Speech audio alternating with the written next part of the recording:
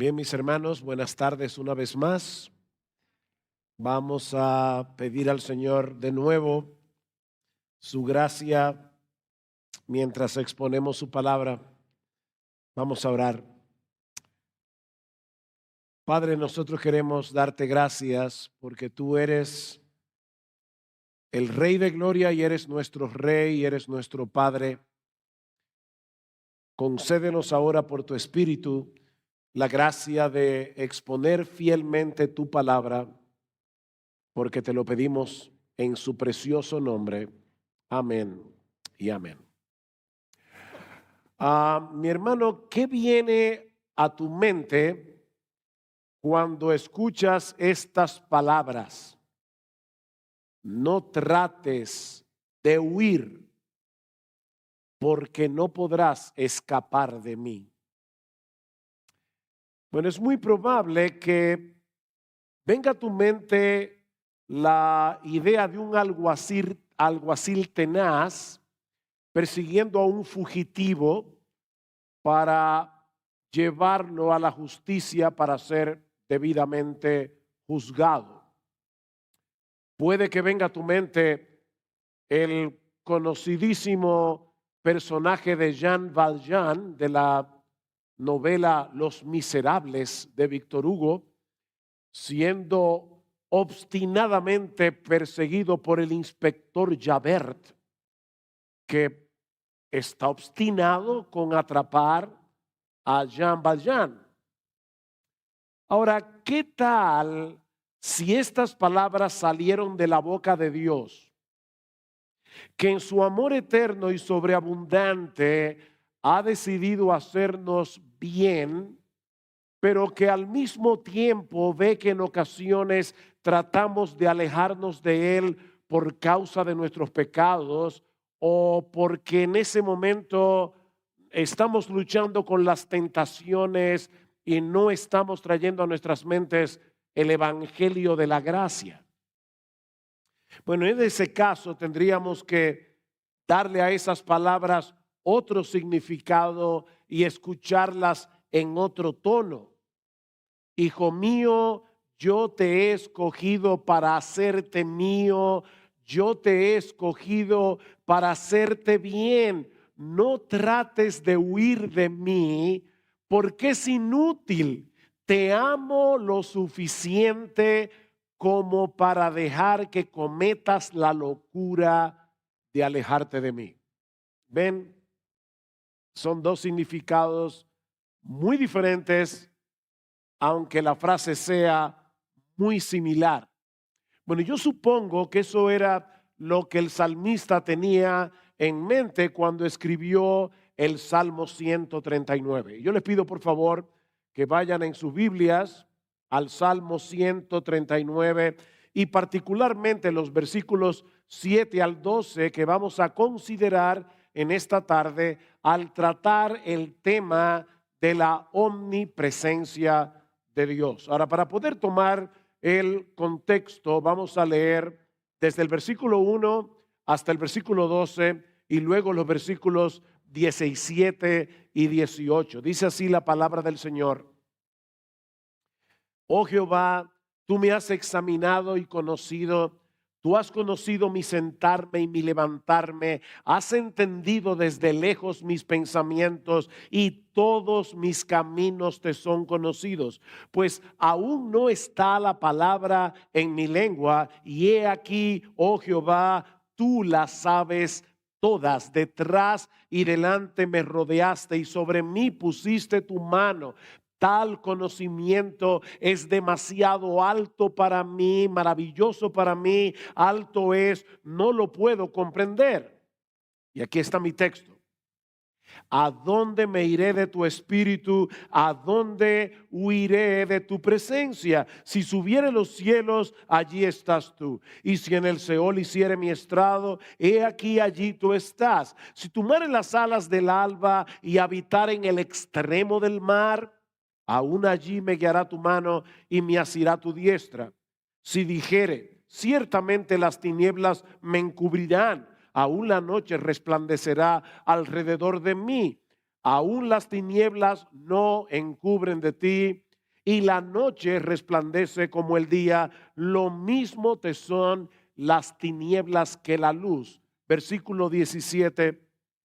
Cuán preciosos me son, oh Dios, tus pensamientos, cuán grande es la suma de ellos. Si los enumero, se multiplican más que la arena. Despierto y aún estoy contigo. Uno de los rasgos más sobresalientes de este salmo es la forma como el salmista aborda el tema de los atributos de Dios, no como una doctrina interesante sobre la que vale la pena disertar, sino más bien como un asunto de profundo interés personal, eminentemente práctico. De hecho, si leen el pequeño título que aparece en los salmos, que muchas veces pasamos por alto, verán que allí dice al músico principal.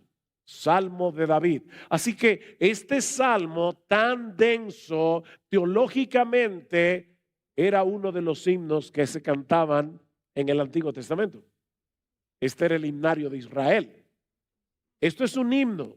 Lamentablemente no son muchos los himnos con un contenido como este los que se cantan en el día de hoy en muchas iglesias. Sin embargo, mis hermanos, este es un tratado de teología aplicada.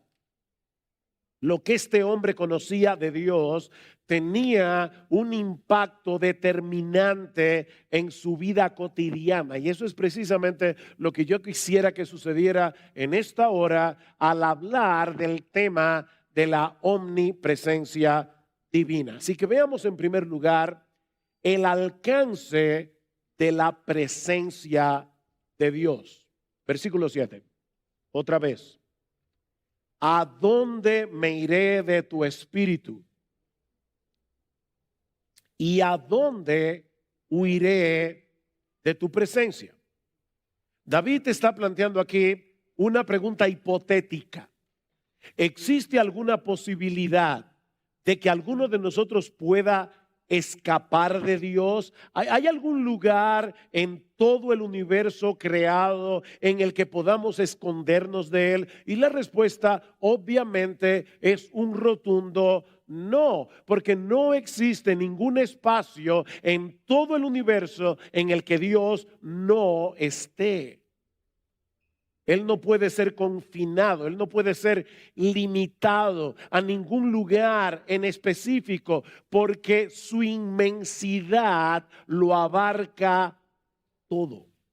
Ustedes recuerdan Primera de Reyes capítulo 8, cuando Salomón estaba dedicando en oración el templo que él había construido al Señor en Jerusalén. Salomón estaba consciente de que era iluso pensar que esa casa pudiera contener a Dios, a pesar de lo grande y de lo majestuosa que era esa casa.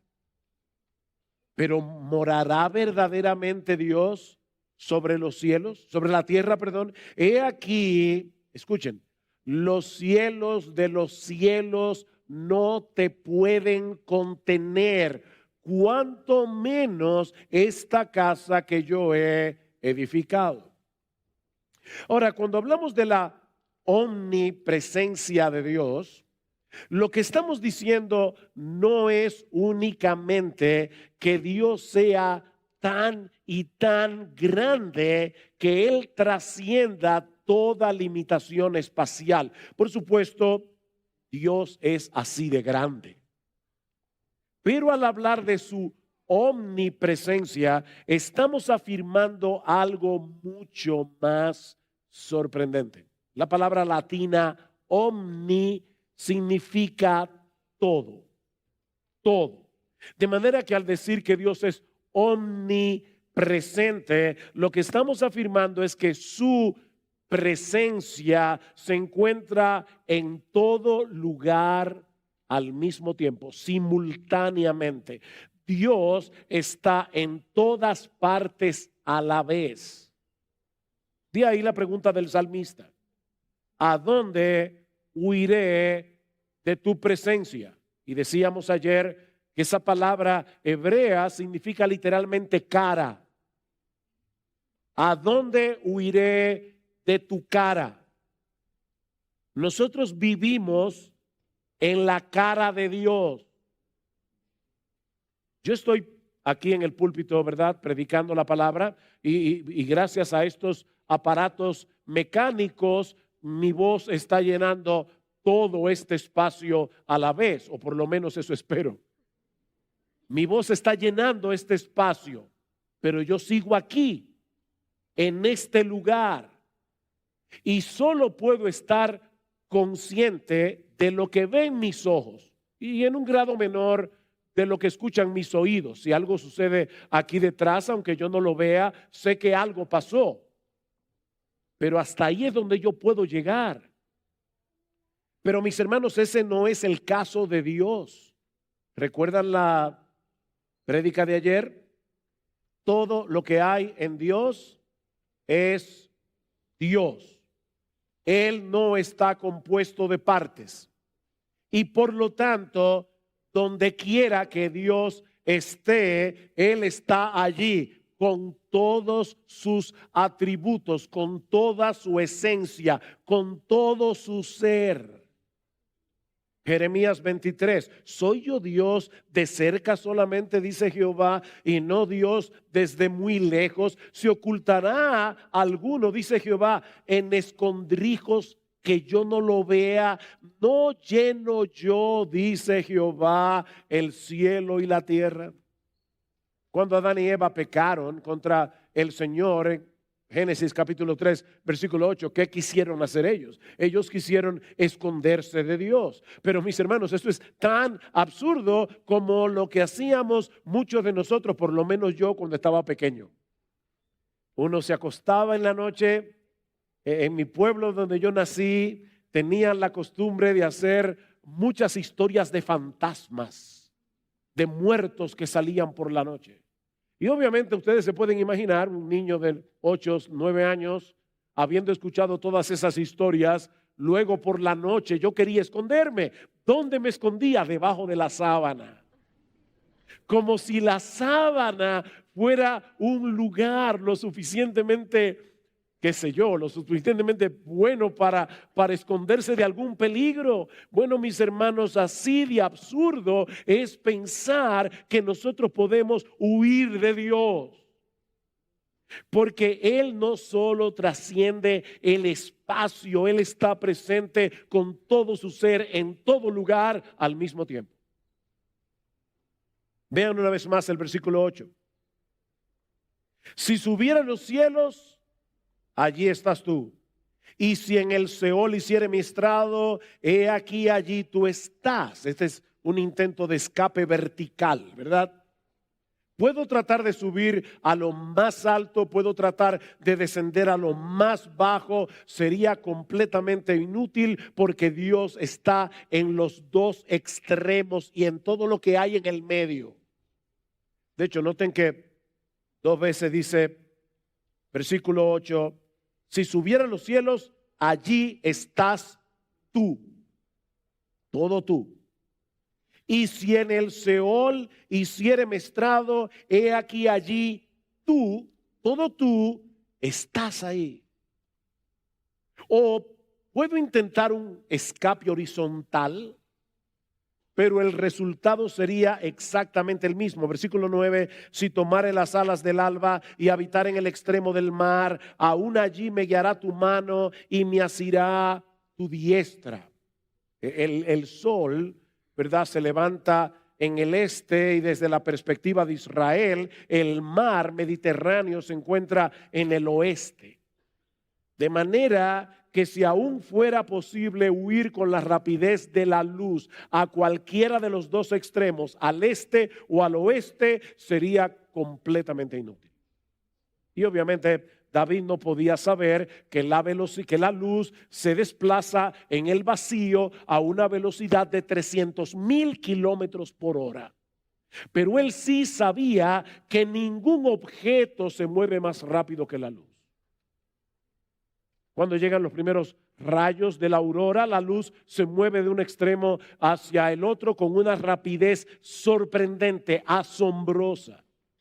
Y David está diciendo, si aún fuera posible, subirse en uno de esos rayos de luz y tratar de huir lo más lejos posible del horizonte, aún así sería imposible salir del alcance de la mano de Dios. Esa fue la lección que Jonás aprendió a la mala. ¿Recuerdan cuando Jonás quiso evadir la encomienda de ir a predicar a Nínive? Se embarcó en una embarcación para huir al extremo opuesto, a Tarsis, probablemente a las costas de España, pero allí en medio del mar Mediterráneo se encontró cara a cara con la presencia de Dios. Pero el salmista quiere agotar todas las posibilidades. Así que ahora él se pregunta si acaso él pudiera ocultarse de Dios bajo el manto de la oscuridad y de la noche. Versículo 10. Versículo 11. Si dijere, ciertamente las tinieblas me encubrirán, aún la noche resplandecerá alrededor de mí, aún las tinieblas no encubren de ti, la noche resplandece como el día, lo mismo te son las tinieblas que la luz. Mis hermanos, todo intento de escapar de Dios es inútil. Porque Dios no solo trasciende el espacio, sino también la luz y las tinieblas. Aunque pudieras esconderte en el lugar más oscuro del planeta, el Dios omnisciente, el Dios omnipresente te vería y te escudriñaría como si estuvieras en el lugar más iluminado del mundo. Dice el salmista en el Salmo 98, has puesto nuestras iniquidades delante de ti. Oigan esto, hermano, nuestros pecados secretos a la luz de tu presencia. ¿Tú crees que alguna vez has hecho algo de lo que nadie se enteró? Bueno, ese nadie es relativo. Porque si hubo alguien que se enteró. No podemos ocultarnos de Dios. Es imposible. ¿Qué dice Pablo a los atenienses en Hechos capítulo 7, versículo 28? Porque en él vivimos, nos movemos y somos. Todo el tiempo estamos en la presencia de Dios. Dice el autor de la carta a los Hebreos, Hebreos capítulo 4, versículo 13, que no hay cosa creada que no sea manifiesta en su presencia, antes bien todas las cosas. Pastor, ¿y qué significa en griego todas las cosas? Todas las cosas. Todas las cosas. Todas las cosas, incluyéndote a ti, incluyéndome a mí, están desnudas y abiertas a los ojos de aquel a quien tenemos que darle cuentas. Decía C.S. Lewis, podemos ignorar la presencia de Dios, pero no podemos evadirla. El mundo está lleno de Él. Y me encanta esta frase. Dice Lewis, Él anda por todas partes de incógnito. No lo ves, no te apercibes, pero Él está ahí. Ahora, si somos creyentes, ese intento de escapar es innecesario. Porque yo me imagino que ya algunos deben estar aterrados. Ese intento de escapar, si tú eres creyente, es innecesario. Porque ese Dios omnisciente, ese Dios omnipresente, es ahora nuestro Padre por causa de nuestra unión con Cristo. Todos los que hemos sido perdonados, reconciliados en Él, no tenemos motivos para vivir aterrados por el hecho de vivir en la presencia de Dios. Sí debemos vivir en temor reverente, pero no aterrados. Si eres creyente. Si no eres creyente, tienes todas las razones del mundo para vivir en terror. Pensemos por un momento en una pareja de esposos que se aman intensamente. Los dos quieren vivir el uno junto al otro todo el tiempo. Yo no me imagino a un esposo que ama intensamente y genuinamente a su esposa pensando de esta manera: qué fastidio con esta mujer. Quiere estar conmigo todo el tiempo y no me deja tranquilo para poder mirar a otras mujeres. ¿Qué les parece? Bueno, mis hermanos, así es de absurdo el hecho de que alguien profese ser creyente, profese conocer al Dios lleno de gracia, al Dios lleno de bondad, que en Cristo ha venido a ser nuestro Padre, pero al mismo tiempo quisiera mantener a Dios lejos o por lo menos a una distancia prudente para poder pecar tranquilo. Para el creyente no existe un privilegio más grande ni un consuelo más profundo que el hecho de saber que estemos donde estemos, en las circunstancias que sea, estamos en la presencia de Dios. Versículo 10. Aún allí me guiará tu mano, aún allí me asirá tu diestra. Mis hermanos, es en la presencia de Dios, dice David en el Salmo 16, donde hay plenitud de gozo, delicias a su diestra para siempre.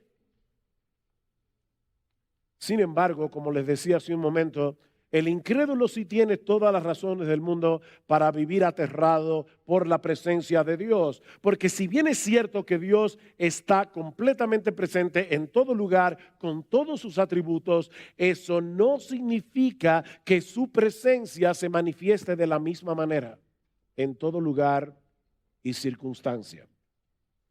Lo que nos lleva a nuestro segundo encabezado. Ya vimos el alcance de la presencia de Dios. Veamos ahora en segundo lugar las diversas manifestaciones de la presencia de Dios. Todo Dios está en todo lugar a la vez, pero obrando de diversas maneras.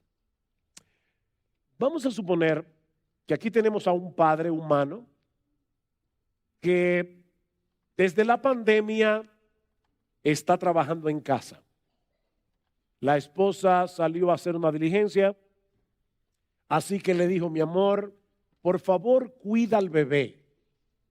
Así que él está en su computadora trabajando en la sala de su casa y al mismo tiempo él está atento a su bebé de 1 año que está durmiendo en la cuna, y al mismo tiempo él está atento al teléfono esperando que su esposa lo llame y le diga: mi amor, ya terminé, pásame a buscar.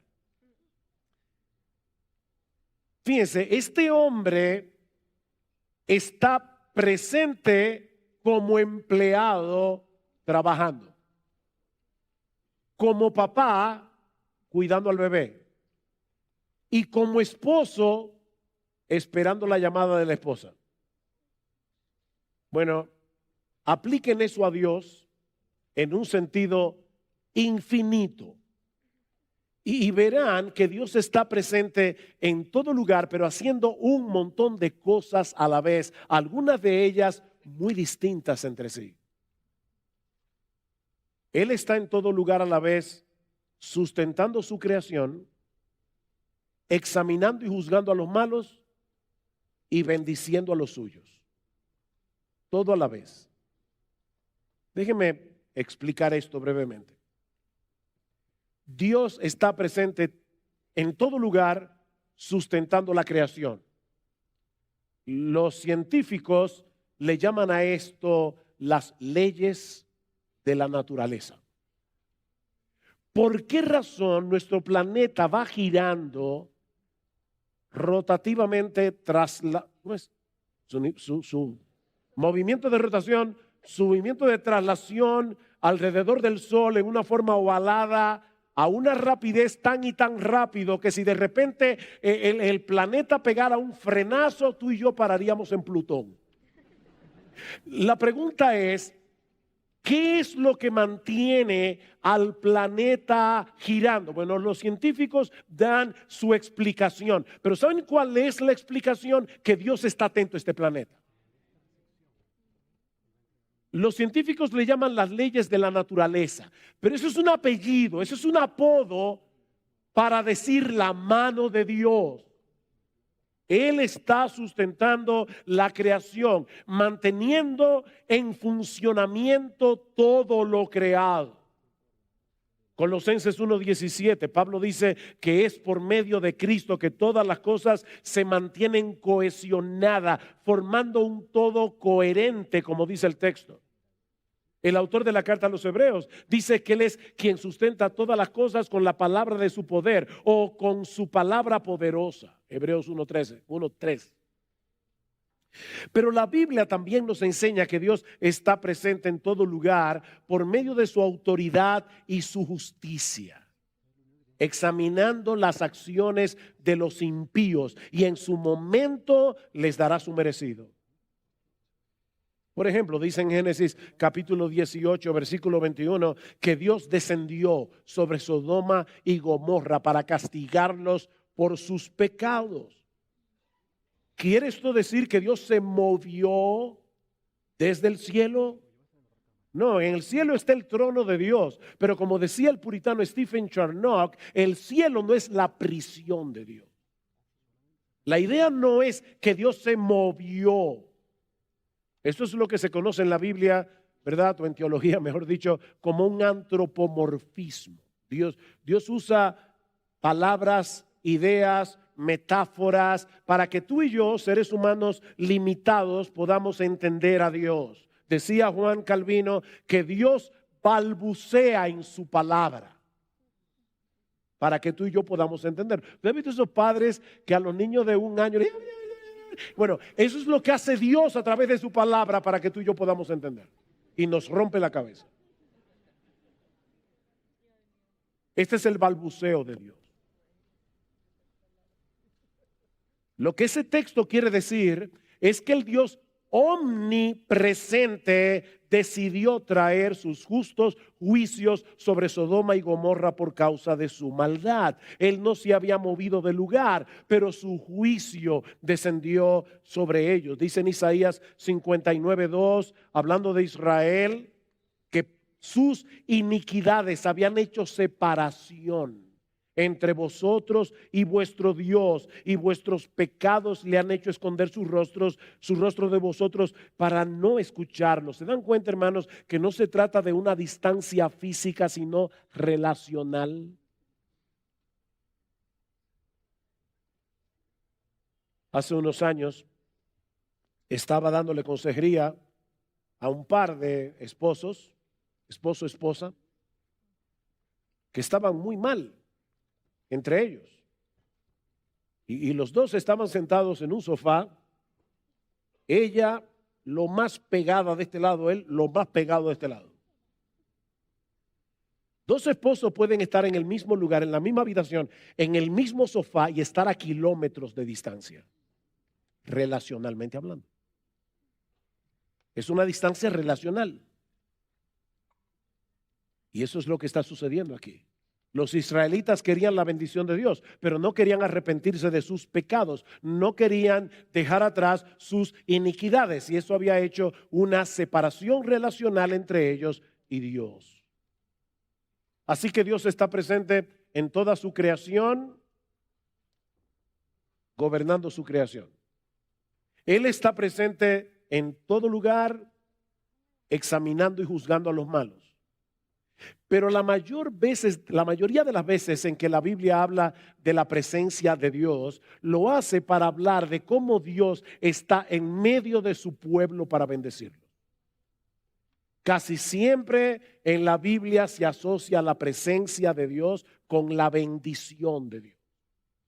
Ustedes recuerdan cómo Pablo en Efesios capítulo 2, versículo 12, comparando cómo estaban los efesios cuando todavía no conocían al Señor Jesucristo antes de su conversión. Pablo les dice que ustedes estaban separados de Cristo, alejados de la ciudadanía de Israel, ajenos a los pactos de la promesa, sin esperanza, sin Dios en el mundo, pero ahora en Cristo Jesús. Vosotros que en otro tiempo estabais lejos, habéis sido hechos cercanos por la sangre de Cristo. Otra vez, hermanos, y perdonen que insista en eso, Pablo no está hablando aquí de que ellos estaban lejos de Dios físicamente, es una lejanía relacional. Y ahora estaban cerca. El teólogo Matthew Barrett lo explica con este ejemplo. Supón que tú estuvieras en un bote de motor y se descompone a 100 yardas de una isla. La gente de la isla es buena gente, por lo que atan una cuerda a tu bote, regresan a la isla y comienzan a alarte. Pregunta, ¿qué es lo que se mueve, el bote o la isla? Obviamente el bote. Pero ¿cómo lo percibes tú que estás en el bote? Que la isla se está acercando cada vez más. Bueno, mis hermanos, es lo mismo que ocurre con el Señor. Él es la roca inconmovible de los siglos. Pero mientras tu bote se mantenga anclado en Él, vas a poder ser arrastrado, dice Matthew Barrett, arrastrado a la seguridad de la roca en medio de la tormenta. Dios no se mueve, pero Él te hace percibir su presencia en una forma muy especial. O como dice Stephen Charnock, otra vez, no es Dios el que se acerca, somos nosotros los que somos atraídos hacia Él. Isaías 57:15, porque así dijo el alto y sublime, el que habita la eternidad y cuyo nombre es el Santo. Yo habito en la altura y la santidad y con el quebrantado y humilde de espíritu, para hacer vivir el espíritu de los humildes y para vivificar el corazón de los quebrantados. El que está en lo más alto viene a habitar con aquellos que tienen un corazón arrepentido y se humillan delante de Él. De manera, mis hermanos, que Dios está presente en todo lugar, pero obrando de maneras muy diversas a la vez. Él está sosteniendo el universo, Él está juzgando y castigando a los impíos, Él está bendiciendo a los suyos. Por eso, ¿cómo bendecía el sacerdote, el sumo sacerdote, a los hijos de Israel? Números capítulo 6, ese es uno de mis pasajes favoritos. Así bendecirás a los hijos de Israel. Jehová te bendiga y te guarde. Jehová haga resplandecer su rostro sobre ti y tenga de ti misericordia. El Señor alce su rostro sobre ti y te dé paz. Esa es la bendición de estar en la presencia de Dios. De hecho, es en ese sentido que debemos entender la presencia de Dios en diversos lugares a través de la historia redentora. Dios estaba en el huerto del Edén, se paseaba por el aire del día. Dios estaba en el tabernáculo, Dios estaba en el templo. Ahora pregunta, ¿es que Dios estaba en el huerto del Edén con más de su esencia que lo que estaba en el resto del planeta? Por supuesto que no. Él es simple. Él está en todo lugar, con todos sus atributos al mismo tiempo. Pero Él estaba allí bendiciendo ese lugar en una forma muy especial. Y todo esto nos lleva a mi tercer encabezado. Ya vimos el alcance de la presencia de Dios, las manifestaciones de la presencia de Dios. Veamos ahora en tercer lugar la presencia de Dios en el nuevo pacto.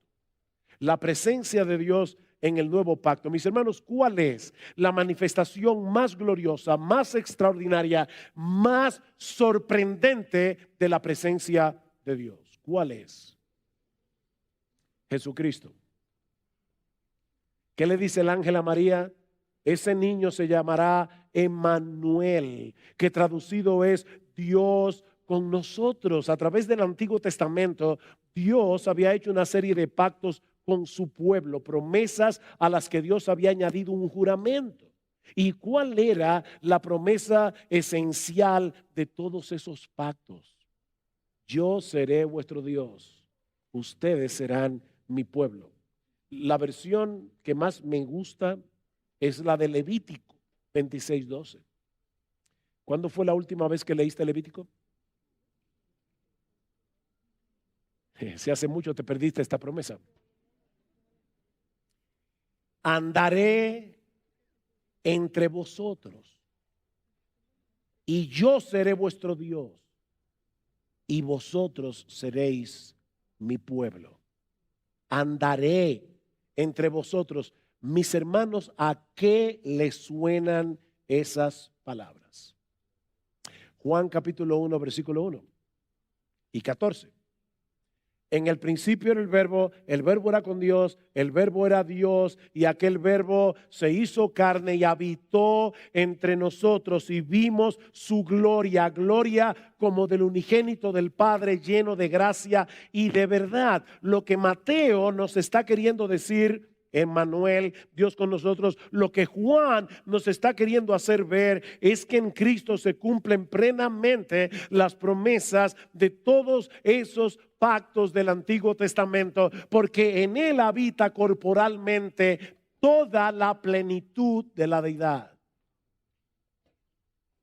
La segunda persona de la Trinidad, Dios el Hijo, se hizo hombre para morir por nosotros en una cruz, reconciliarnos con Dios, de modo que ahora tú y yo podamos disfrutar de la bendición de su presencia en nuestras vidas. Pero eso no termina ahí. Él ascendió a los cielos después de su muerte y de su resurrección, pero nos envió a su Espíritu para hacer de nosotros su morada, para hacer de nosotros templos del Dios viviente. ¿Recuerdan ustedes, mis hermanos, cómo comienza Juan capítulo 14, versículo 1? No se turbe vuestro corazón, creéis en Dios, creed también en mí. En la casa de mi Padre muchas moradas hay. Si así no fuera así, yo se lo hubiera dicho. Pero voy pues a preparar lugar para vosotros. Mientras nosotros estemos aquí en la tierra y Cristo no había entrado en el cielo mostrando su sacrificio perfecto, no había lugar para nosotros en el cielo. De paso, por favor, no se imaginen que Dios, que el Hijo, el Cristo, subió con una cuadrilla de obreros para hacer una casa para ti y para mí. En la casa de mi Padre muchas moradas hay. Ya esas moradas estaban allí, pero no había lugar ni para ti ni para mí hasta que Cristo entrara en la gloria con su sacrificio perfecto por ti y por mí. Pero ¿qué sigue diciendo el Señor? No os dejaré huérfanos, vendré a vosotros. ¿Cómo vendré a vosotros? Por mi espíritu. Yo les enviaré mi espíritu. Así que mi Padre le amará y vendremos a él y haremos morada con él, si tú eres uno de sus hijos. En otras palabras, Cristo está diciendo, yo voy al cielo a preparar un lugar para vosotros en las moradas de mi Padre. Pero en lo que ustedes llegan a esas moradas, yo voy a traer la morada a tu corazón. Dios mora en nosotros por su espíritu. Ahora, mientras estamos aguardando el cumplimiento de Apocalipsis 21:3, sea que el tabernáculo de Dios con los hombres y Él morará con ellos y ellos serán su pueblo y Dios mismo estará con ellos como su Dios. Enjugará Dios toda lágrima de los ojos de ellos y ya no habrá muerte, ni habrá más llanto, ni clamor, ni dolor, porque las primeras cosas pasaron. Allí será el clímax de la vida bienaventurada, cuando podamos disfrutar de la presencia de Dios en cuerpos glorificados sin el estorbo del pecado por los siglos de los siglos. ¿Se dan cuenta, mis hermanos, de lo importante que es esta doctrina de la omnipresencia de Dios? Aquí y ahora. Vivimos en la presencia del Dios que mora en nosotros. Y eso tiene enormes implicaciones. Lo que nos lleva a nuestro cuarto y último encabezado: las aplicaciones prácticas de la presencia de Dios. Las aplicaciones prácticas de la presencia de Dios. Voy a ver esto casi a nivel telegráfico. No puedo ampliar cada una de estas aplicaciones. Llenen ustedes los vacíos. En primer lugar, esta doctrina es fundamental para nuestra lucha contra el pecado y para nuestro crecimiento en santidad. En primer lugar, mis hermanos, esta doctrina es fundamental para nuestra lucha con el pecado, para nuestro crecimiento en santidad. Recordar que nosotros vivimos en la presencia de un Dios 3 veces santo será un poderosísimo incentivo para decirle que no al pecado. Que no. De paso, yo dije que no me iba a extender, pero así que voy a tratar de cumplir la promesa, pero déjenme preguntarles algo. Yo no sé cuántas veces yo he hecho este ejercicio en diferentes lugares predicando la palabra.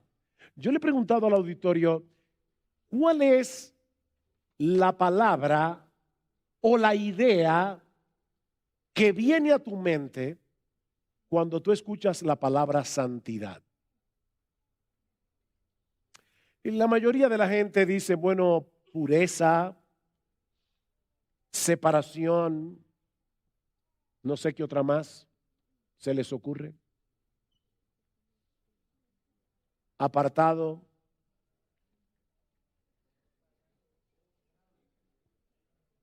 Limpio. ¿Saben que la mayoría de las veces que yo hago este ejercicio, casi nadie dice alegría?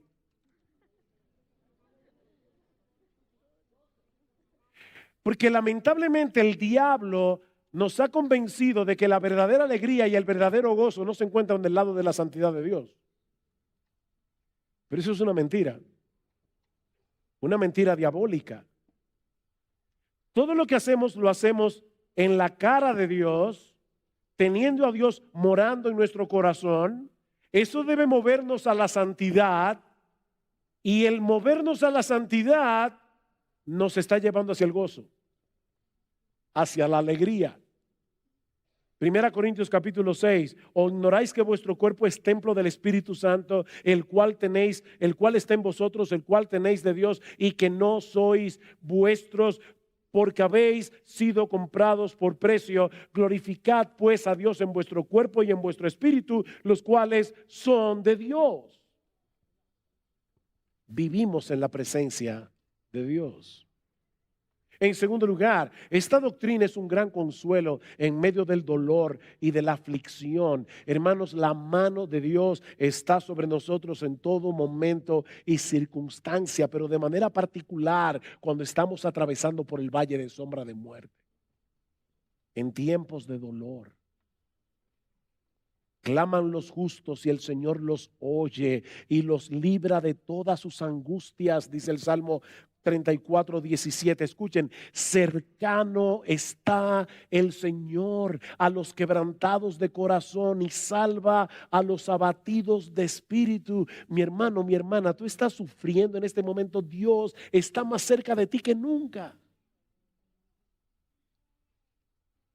Su presencia especial está con aquellos que claman a Él en medio del dolor, para venir a consolarlos y fortalecerlos.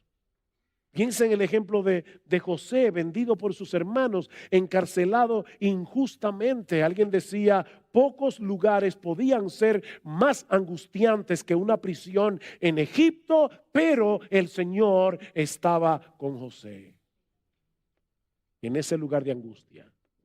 Génesis 39:21.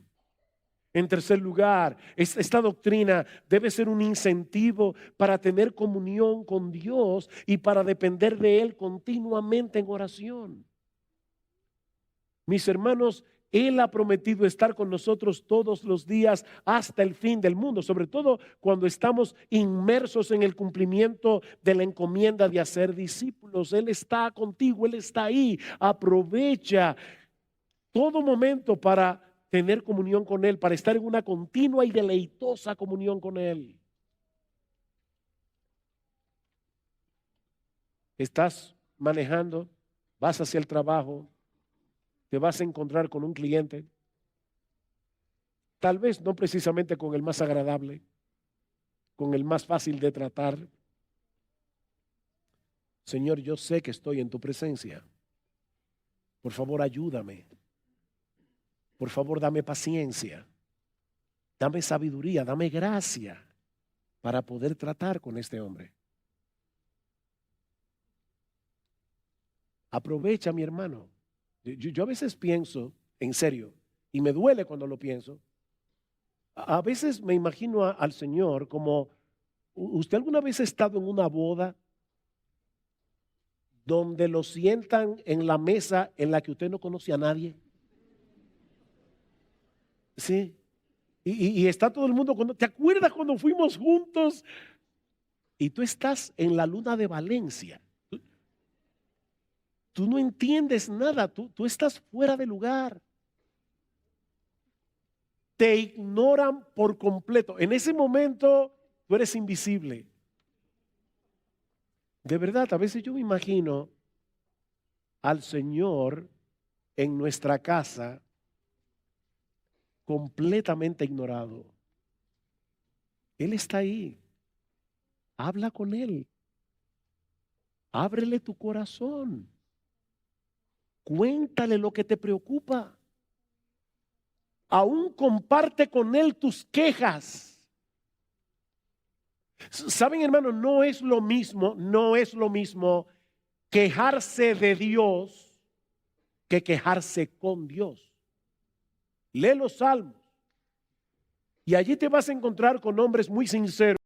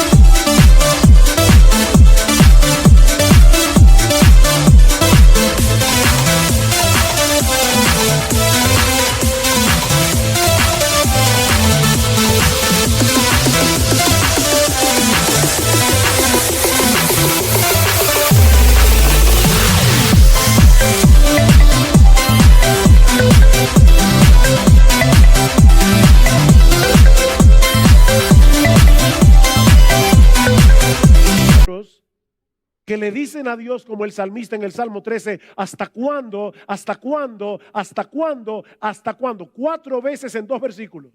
¿Hasta cuándo, Señor? No es lo mismo quejarte de Dios que quejarte con Dios. Ábrele tu corazón, que Él está ahí, a tu lado, 24/7. En tercer lugar, perdón, no, en cuarto lugar. La omnipresencia de Dios debe ayudar a los creyentes a luchar con el temor. A luchar con el temor. Alguien ha dicho, donde quiera que las pruebas te encuentren, escucha su promesa. No temas porque yo estoy contigo. No desmayes porque yo soy tu Dios que te esfuerzo. Siempre te ayudaré. Siempre te sustentaré con la diestra de tu justicia. Siempre. En quinto lugar, el hecho de que Dios manifieste su presencia especial en medio de su adoración y de su palabra debería traernos con expectativa a adorarle junto a su iglesia cada domingo. Cada domingo.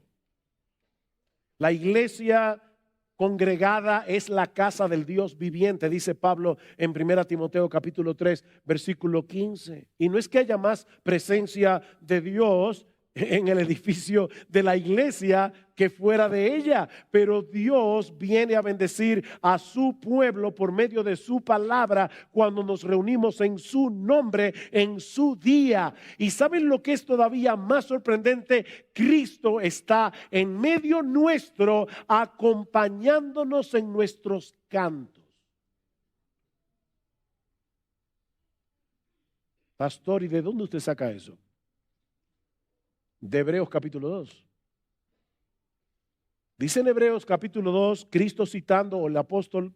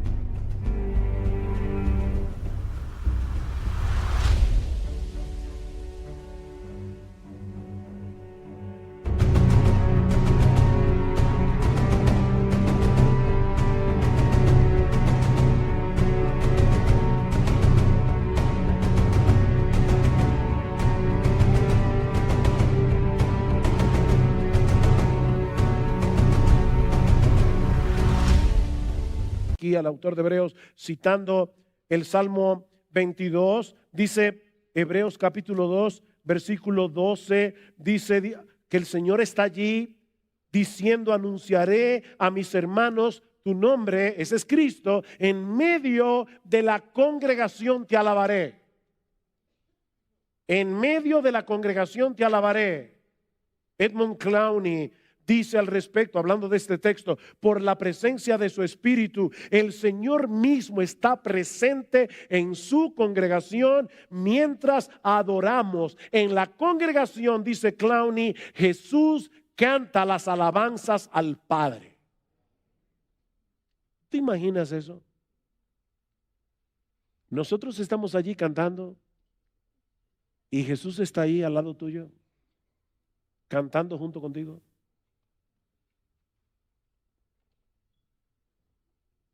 Cada domingo debemos venir a tiempo. ¿Tú eres de los que llega tarde al culto? Recuerda, se puede tener excusas para llegar tarde, solo que deben ser aceptadas por el que te invitó. Y el que te convocó fue Cristo mismo. Así que no hay problema en que llegues tarde, siempre que tu excusa sea válida para Él. Llega todo lo tarde que tú quieras, siempre que lo acepte. Y faltar, pastor, también. Tú puedes faltar al culto del domingo siempre que Cristo acepte tu excusa, porque Él fue que te invitó. No fue el pastor de la iglesia o los pastores, fue el Señor mismo. Y recuerda, Él está allí esperando que comience a mí me sorprende que Dios, el Dios de los cielos, nos diga: pongan ustedes la hora y yo voy a estar ahí. El culto es a las 10, a las 11. Y Cristo, que es omnipresente, está allí cantando junto contigo y conmigo. Sorprendente. Ven con un corazón preparado para encontrarte con Dios, para escuchar su voz a través de su palabra predicada. ¿Tú sabías que cada vez que un hombre se para en el púlpito, un hombre de carne y hueso, y está predicando fielmente la palabra de Dios, tú estás escuchando la voz misma de Dios? El que a vosotros oye, a mí me oye, dice Jesús. Y el que a vosotros desecha, a mí me desecha.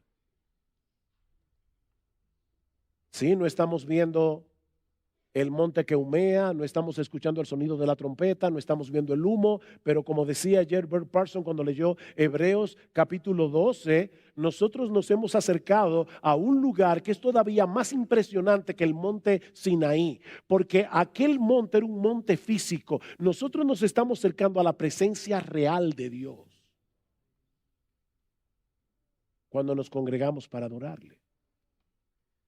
Jehová dijo así: el cielo es mi trono, la tierra el estrado de mis pies.